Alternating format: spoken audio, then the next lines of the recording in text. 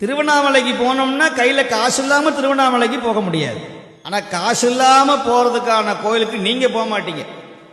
ஏன்னா உங்க மனசுல பதிஞ்சிருச்சு, எங்க கூட்டம் அதிகமாக இருக்கிறதோ, எங்கு ஜனங்கள் அதிகமாக இருக்கிறதோ, எங்கு கடைகள் அதிகமாக இருக்கிறதோ அங்குதான் சக்தி அதிகமாக இருக்கிறது கடவுளுக்கு என்று நீங்கள் முடிவு பண்ணி விட்டீர்கள். சோழ நாட்டில் எத்தனை சிவாலயங்கள் கேட்பாரற்று கிடக்குதுன்னு உங்களுக்கெல்லாம் தெரியுமா தெரியாதான்னு எனக்கு தெரியாது.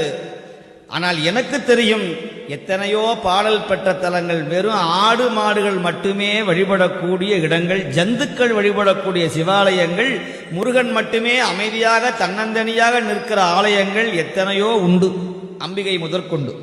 என்ன நீங்கெல்லாம் என்ன பண்றீங்கன்னா, அப்படி ஒரு கம்பியை கட்டி இப்படி போய் அப்படி வந்து அப்படி உள்ள பார்த்தா ஒரு திருப்தி, நேரா பார்த்துட்டோம்னா சக்தி இல்லை அந்த சுவாமி.